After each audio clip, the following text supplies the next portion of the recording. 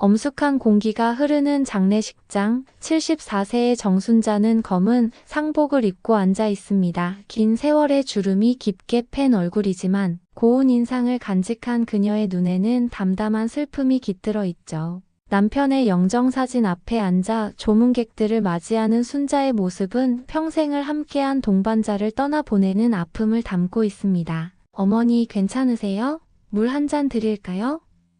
친척 중 하나가 다가와 묻습니다. 순자는 고개를 살짝 저으며 미소를 짓습니다. 괜찮아. 내가 할 수 있어. 장례식장은 그리 붐비지 않았습니다. 도시 외곽에서 평생을 조용히 살아온 부부에게 찾아오는 사람들은 많지 않았죠. 한때 운영했던 작은 반찬가게 단골들과 몇몇 친척들이 전부였습니다. 순자는 남편의 관을 바라봅니다. 50년 동안 함께했던 사람이 이제는 차갑게 누워있다는 현실이 아직 실감나지 않는 듯 했죠. 이젠 나 혼자네. 순자가 작게 중얼거립니다.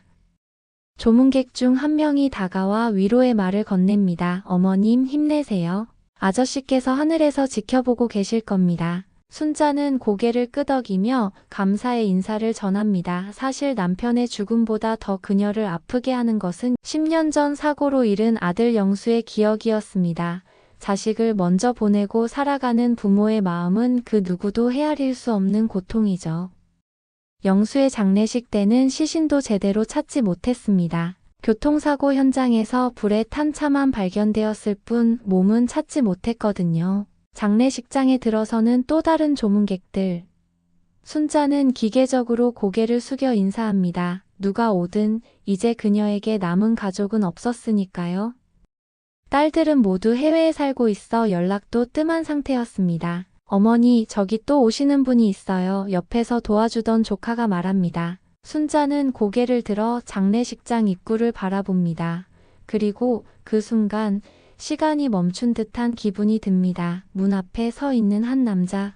정갈한 수트 차림의 30대 남성이 다른 조문객들 사이에서 유독 눈에 띕니다. 그는 미국 출신처럼 보이는 비서와 함께 조용히 입장하고 있었죠. 순자의 심장이 거세게 뛰기 시작합니다. 그 남자의 얼굴, 눈매, 콧날의 곡선까지 모든 것이 너무나 선명하게 10년 전 사고로 잃은 아들 영수를 닮아 있었습니다. 환청인지 환각인지 순간 숨이 멎는 것 같은 느낌이 듭니다. 영수야?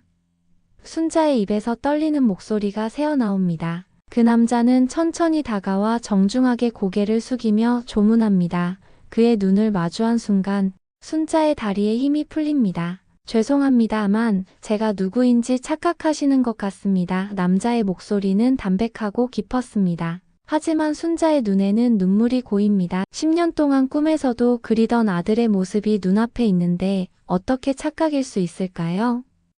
아닙니다. 당신은 내 아들이에요. 순자의 떨리는 목소리가 정적을 깨뜨립니다. 주변 조문객들이 놀란 시선으로 상황을 지켜보고 있습니다. 그러나 정순자의 눈에는 오직 그 남자만 보입니다. 반듯한 이목구비, 깊은 눈매, 심지어 왼쪽 귀 뒤에 있어야 할 작은 점까지. 모든 것이 영수와 똑같았죠. 죄송합니다만 저는 이도현이라고 합니다. 고인과는 사업상 인연이 있어 조문하러 왔을 뿐입니다. 남자는 공손하지만 단호하게 말합니다. 순자는 떨리는 손으로 그의 팔을 붙잡습니다. 영수야, 엄마를 못 알아보겠니? 네가 10년 전 사고로 떠났을 때 엄마가 얼마나... 어머니... 옆에서 조카가 다가와 순자의 어깨를 잡습니다. 진정하세요. 삼촌 장례식인데.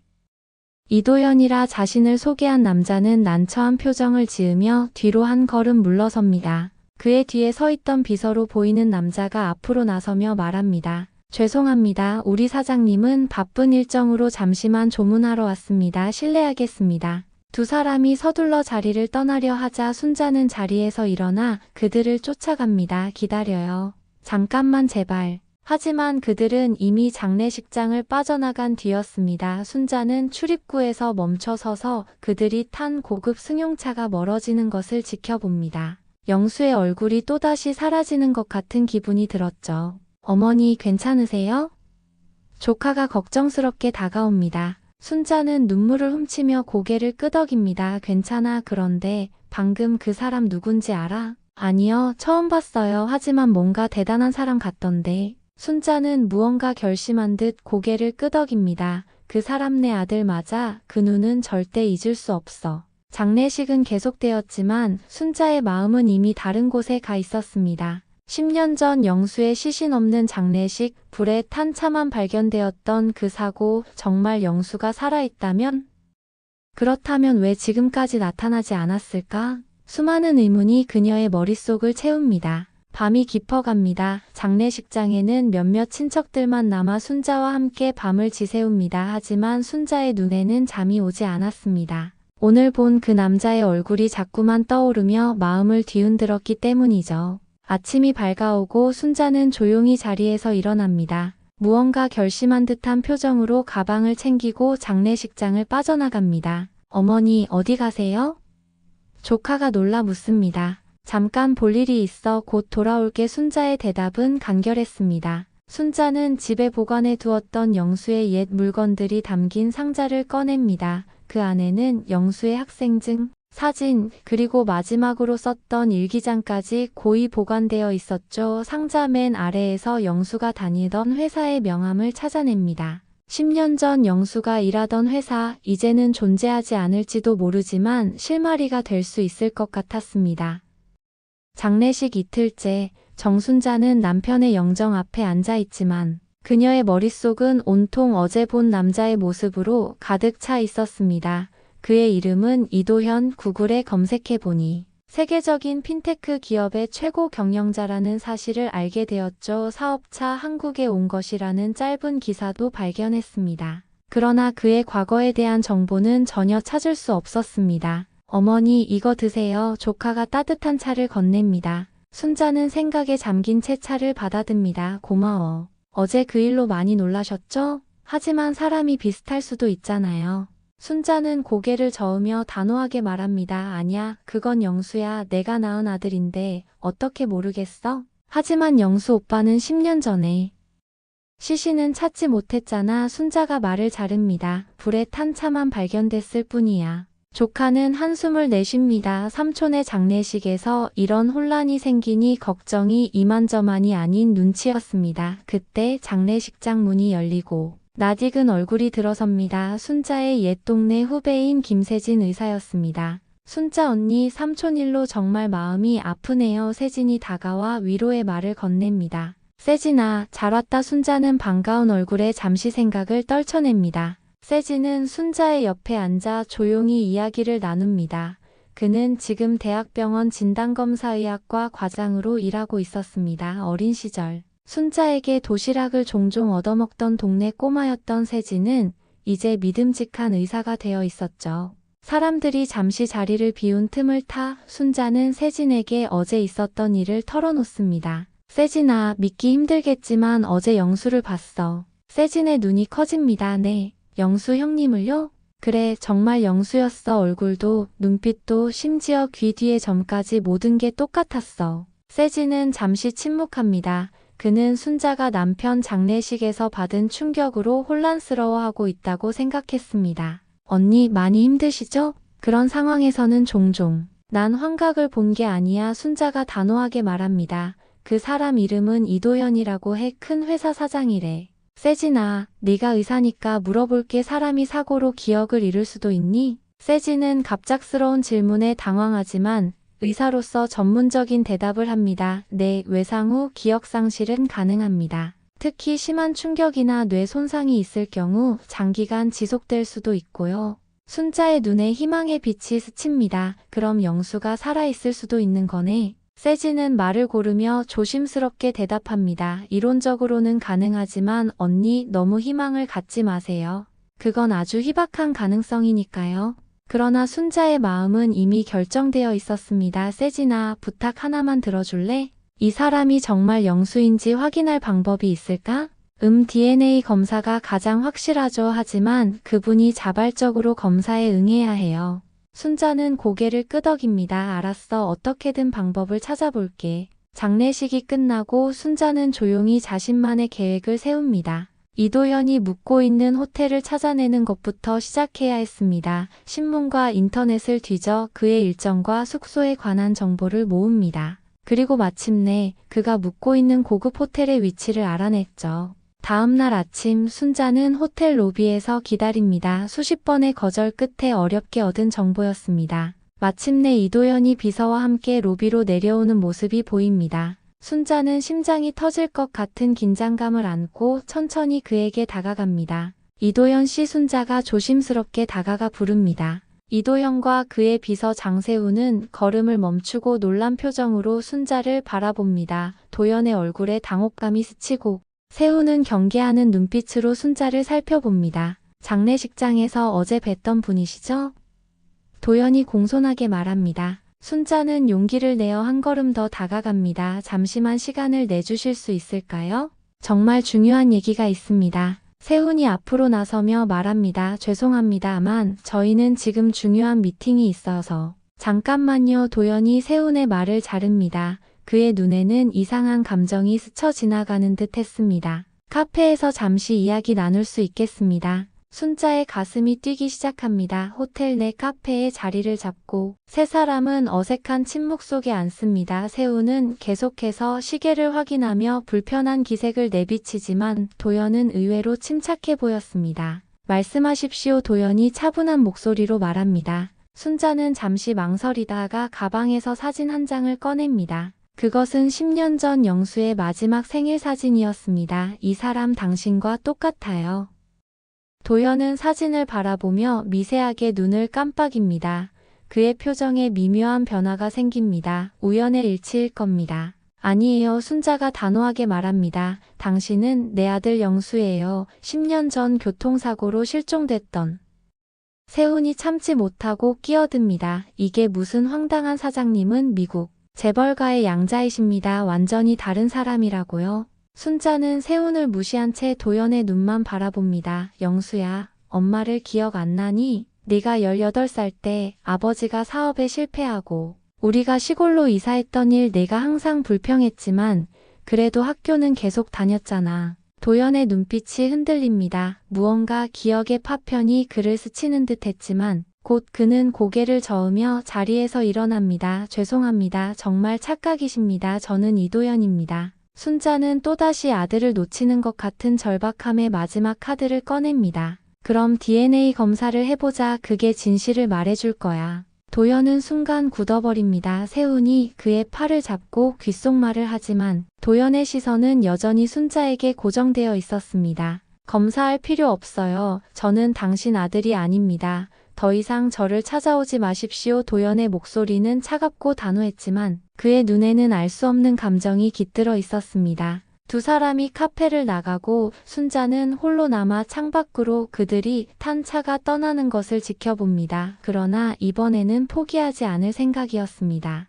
순자는 이도연의 뒤를 조용히 밟기 시작합니다. 며칠 동안 순자는 도연의 일정과 행적을 따라다니며 지켜봅니다. 고급 호텔, 비즈니스 미팅, 기자회견. 겉으로 보기에 그는 철저히 성공한 비즈니스맨의 모습이었습니다. 하지만 순자는 포기하지 않고 관찰을 계속합니다. 어느 날 순자는 도연이 혼자 도심 한켠의 작은 공원을 찾아가는 것을 발견합니다. 그곳은 10년 전 영수가 자주 가던 장소였습니다.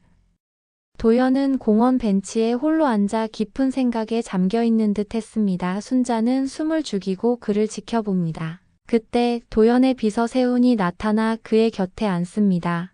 두 사람은 무언가 심각한 대화를 나누는 것처럼 보였고 도연의 표정은 점점 더 어두워졌습니다. 순자는 가까이 다가가 그들의 대화를 엿듣고 싶었지만 너무 위험한 시도였습니다. 어두워진 저녁, 순자는 자신의 작은 아파트로 돌아옵니다.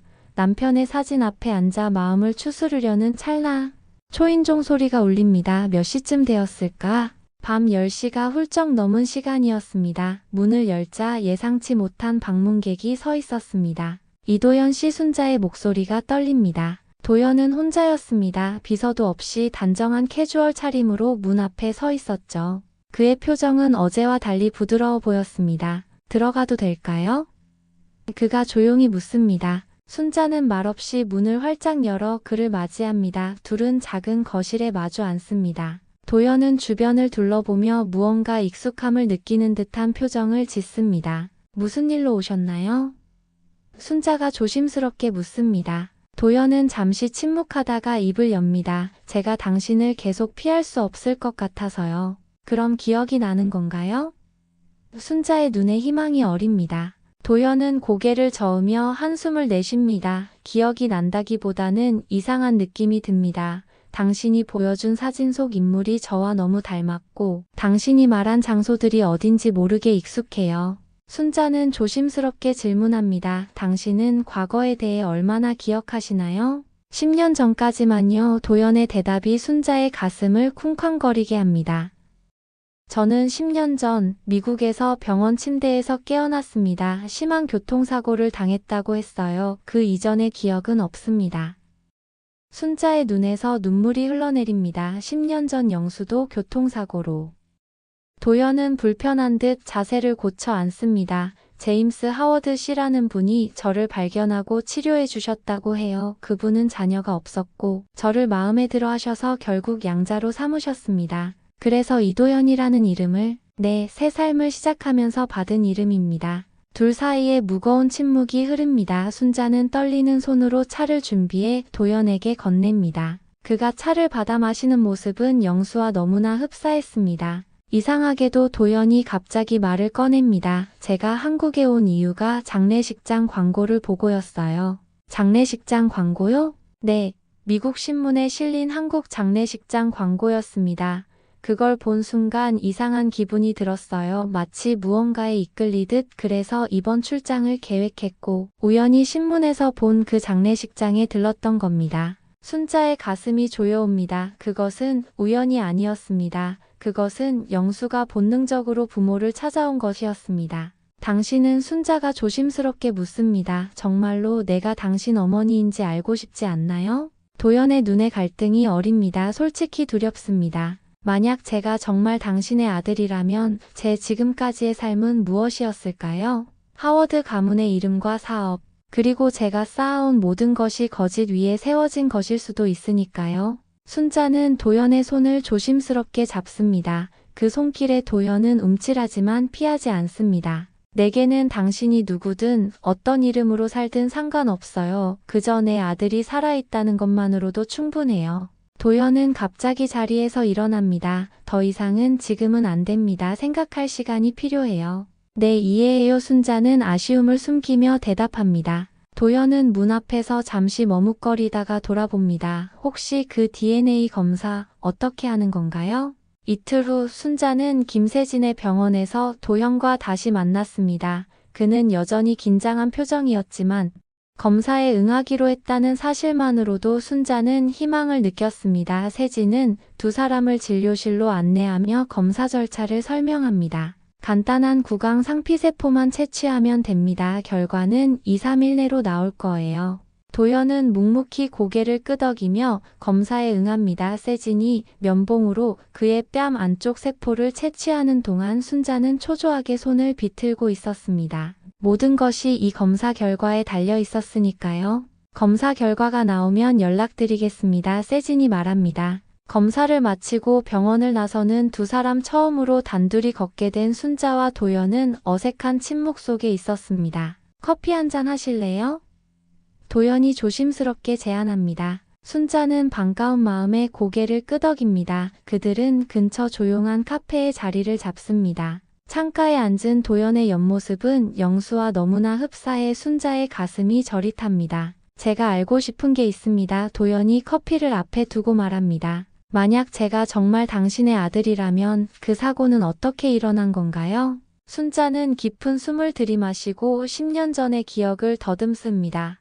영수는 서울로 취업 면접을 보러 가던 중이었어. 작은 회사였지만 영수에게는 큰 기회였지. 그날 비가 많이 왔고 산길에서 사고가 났다는 연락을 받았어. 시신은 발견되지 않았다고 하셨죠? 그래, 차만 완전히 불타 있었고 경찰은 가파른 절벽 아래로 떨어져 시신을 찾을 수 없다고 했어. 우리는 빈관으로 장례를 치렀지. 도연은 잠시 생각에 잠깁니다. 그런데 어떻게 저를 알아보셨나요?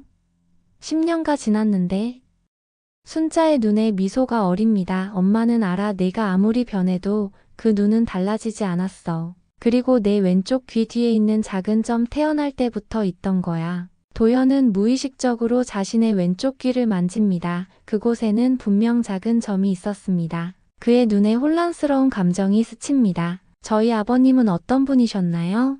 순자의 눈에 그리움이 어립니다. 성실하고 자상한 사람이었어. 사업은 그리 성공하지 못했지만 가족을 위해 항상 최선을 다했지. 영수, 아니 너를 정말 자랑스러워했어. 대화는 시간 가는 줄 모르고 이어집니다. 순자는 영수의 어린 시절부터 사고 전까지의 이야기를 도연에게 들려줍니다. 그리고 도연은 기억나지 않는 자신의 과거에 대해 처음으로 호기심을 느끼기 시작합니다. 그런데 도연이 잠시 망설이다 물어봅니다. 결과가 나왔을 때 만약 제가 정말 영수라면 어떻게 될까요? 순자는 침착하게 대답합니다. 그건 내가 결정할 일이야. 난 네가 어떤 선택을 하든 존중할 거야. 그저 네가 살아있다는 사실만으로도 나는 충분해. 도연의 눈에 감동의 빛이 스칩니다. 그는 지금까지 만난 어떤 사람들보다도 순자에게서 진실된 사랑을 느꼈습니다. 비록 기억은 없지만 가슴 한구석이 따뜻해지는 느낌을 부정할 수 없었습니다. 카페를 나서며 도연은 순자에게 조심스럽게 말합니다. 내일 제 호텔로 오시겠어요? 제가 지금 하는 일에 대해 보여드리고 싶습니다. 순자는 미소를 지으며 고개를 끄덕입니다. 그것은 작은 시작이었지만 모든 것이 달라질 수 있는 중요한 순간이었습니다. 다음 날 순자는 도연의 호텔 스위트룸을 방문합니다. 그곳에서 도연은 자신이 설립한 회사와 사업에 대해 이야기합니다. 그는 핀테크 분야에서 혁신적인 기술을 개발하여 세계적인 성공을 거두었습니다. 이 기술로 많은 사람들의 삶이 더 나아졌으면 하는 바람이었습니다. 도연이 말합니다. 순자는 아들의 성공이 자랑스러웠습니다. 비록 그가 영수가 아닐지도 모르지만 그 마음씨만큼은 분명 훌륭하다고 느꼈습니다. 검사 결과가 나오기로 한 날, 세진은 세 사람을 자신의 진료실로 불렀습니다. 도연은 비서 장세훈과 함께 왔고 순자는 혼자였습니다. 객관적 사실만 신뢰하는 도연의 성격답게 과학적 증거를 직접 확인하고 싶어 했죠. 안녕하세요. 모두 세진이 진료실에 들어서자 세 사람은 그를 주시합니다. 검사 결과가 나왔습니다. 진료실에는 무거운 침묵이 흐릅니다. 세진은 봉투를 열어 서류를 꺼냅니다. 그의 표정은 놀라움을 감추지 못하고 있었습니다. 이도연 씨와 정순자 여사의 DNA 샘플을 분석한 결과 세진이 잠시 말을 멈춥니다. 모자 관계가 확인되었습니다. 일치 확률은 99.99%입니다. 순자의 눈에서 눈물이 흘러내립니다. 오랫동안 확신했던 진실이 마침내 증명된 순간이었습니다. 도연은 충격에 휩싸인 듯 표정이 굳어집니다. 옆에 있던 세훈도 놀란 눈빛을 감추지 못합니다. 이럴 수가. 도연이 떨리는 목소리로 중얼거립니다. 순자는 도연에게 다가가려 하지만 그는 자리에서 벌떡 일어나 밖으로 뛰쳐나갑니다. 세훈이 그 뒤를 급히 따라갑니다. 순자는 그 자리에 홀로 남겨집니다. 괜찮으세요, 언니?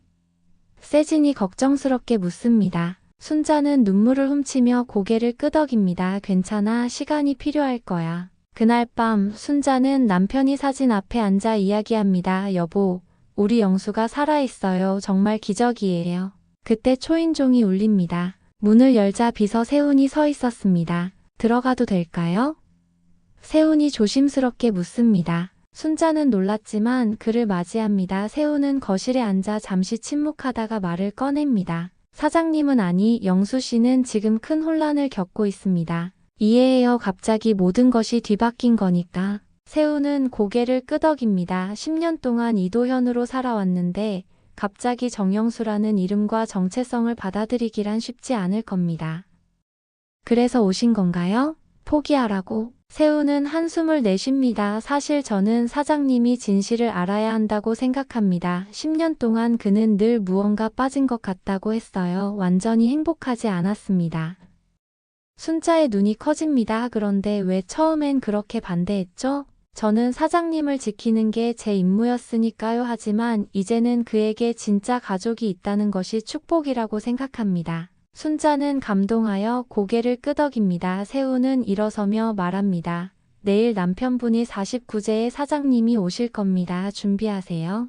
다음 날 49제 법당 순자는 남편의 영정 앞에 앉아 있습니다. 조용한 법당의 발걸음 소리가 울립니다. 돌아보니 도연이 홀로 서 있었습니다. 그는 침착한 표정으로 순자에게 다가와 절을 올립니다. 아버님께 인사드려도 될까요?